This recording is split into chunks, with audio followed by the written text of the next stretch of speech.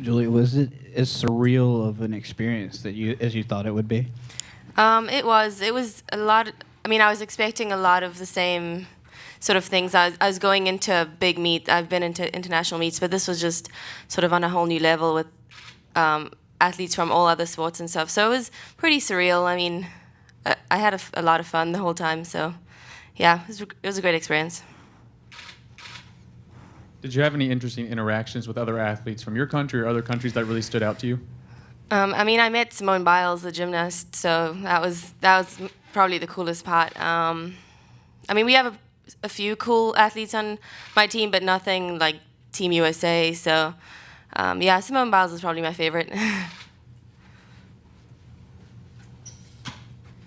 Julia, what was the opening ceremony, being a part of that like, and have you gotten a chance to watch yourself back on the TV since you made it on TV? I mean, I haven't seen the opening ceremony live, or I mean, I haven't seen a playback of it, but just walking out was pretty incredible. We were going through a tunnel, and then we were suddenly just lights were all on us, and cheering and everything. It was a great experience. It was so much fun, and walking out there was just something I couldn't have imagined beforehand. So it was great. You're talking about the overall experience, but as a diver, what does it show you that you needed to work on and get better on as a person? I think definitely the mental side of things. I mean, that's something I'm constantly working on. So I think physically I was feeling really good going into that. And I think the main thing I took out of that is sort of being able to going in confident, no matter what competition I'm in. So I think I don't know, I sort of hindered myself by not being as confident as I could have going into that meet. You're already diving at such a high level here in South Carolina, but now you get to qualify and call yourself an Olympian, put yourself in a whole other rarefied air. Have you even been able to put into context what that means to you yet? I don't know. I don't think so. I mean, obviously, everything's settled down a little bit, so I've been able to process things a little bit more. But I don't think I mean, I see myself as an Olympian, but it's still a really weird concept to me. Julia, compared to the qualifiers, how is managing expectations now in the Olympics different?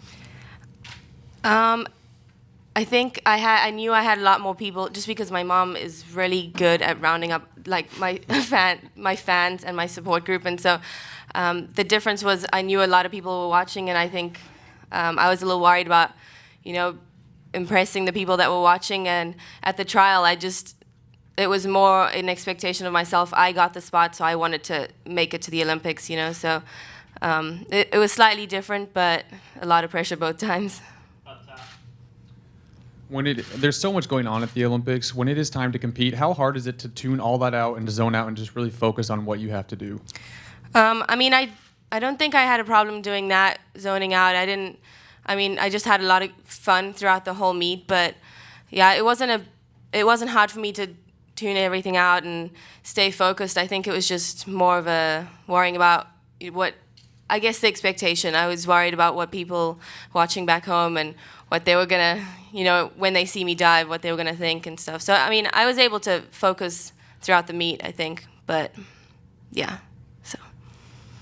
Coach, from your vantage point, what was it like? You've seen her here, you've seen what she's done here, but to see her competing at that level and to take all this in and, like we were talking about, to be an Olympian. I mean, it's so hard to get there. I mean, it just, I thought a lot about the journey for her specifically to get there, which, a lot of people don't know the backstory on that, but she had to go from our conference championships, fly directly down to World Cup into Rio right after that meet, and had to qualify for her country.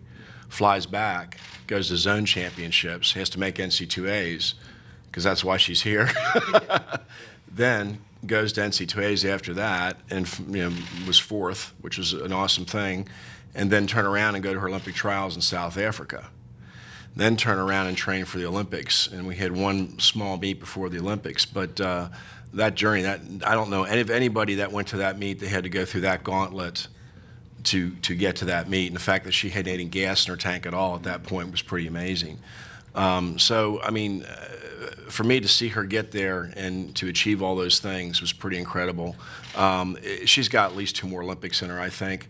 Definitely needed it. This was a good one because you had to really adjust to so many things going down there. It wasn't a smooth trip for us down there. Plane got delayed, missed a plane, had to fly standby the next night. Stayed up till 5 in the morning, got there, had to train. Opening ceremony, stayed up till 1 o'clock at night. So it threw our whole schedule off. So those things, I think her learning to be an Olympian, that's part of it, is being able to adjust to that, those kinds of things. And then, of course, the green pool certainly made it even more of a problem to adjust to. Todd, you've done this 4 times now, and I think it's 4 out of maybe the last 6 Olympics. So just talk about what that means for your program, that you're producing Olympians on such a regular basis. I mean, I think it continues the flow. Hopefully, this will get out to somebody and some others will flow in. I like the aspect of this job more than anything is that we've taken a lot of unknowns and they've gotten into the Olympic level, and that's just, it just does everything for you as a coach, and that's why we're here. But I think that this Olympics was unique in itself. It did have more hurdles than any other one for sure. And from a diver's standpoint, especially when you start changing the color of the water, that changes your visuals. When you're spinning, you need to see things. And I never heard her complain once. In fact, it was so cold one day, I thought that, we would get a bad workout, but she's used to training outdoors in South Africa, so she was the only one moving that day, which was kind of special. But, yeah, I think that's the thing that we'll take away from this one to prepare for the next one, and just anybody else that will be coming in. It's just one more way for me to help train and get somebody ready for an Olympics that has these many hurdles in them. Right. Julie, I can't remember. Did you have that tattoo before you left? Or No. To symbolize?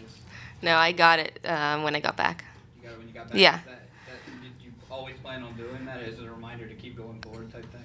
Yeah, something like that. I mean, I told my mom years ago that if I went to the Olympics, I was getting the Olympic tattoo. So basically what you said is just to remind me where I've been and sort of give me the strength to keep going.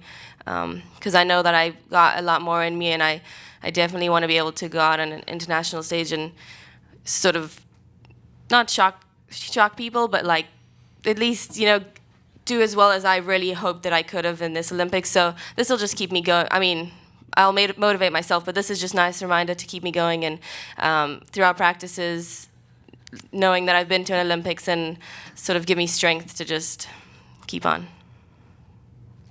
Carson, do you have one?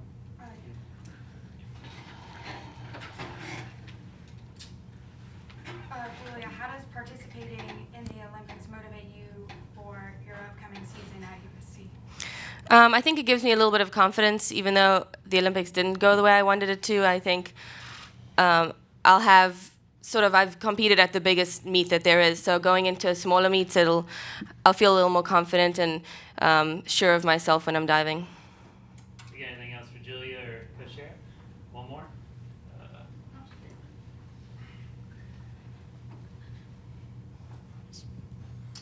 Julia, you've had, as Coach mentioned, a pretty crazy 6-8 months. How do you plan on moving forward and adjusting back to life in Columbia? I mean, I've taken a little time off, and I'm already ready to be back in the pool and training again. I just want to keep getting better, so I don't like taking time off. I just want to be back in the pool, and Todd always makes me stay out of the pool, so, I mean, that's a good thing, and he's my coach, so I listen to him. But I'm just ready to get back in, and we put a lot of good work in during the summer, and it was sad to me that I wasn't able to reflect that, or it wasn't an indication in my competition, but I'm definitely ready to get back in the pool and compete for my team now.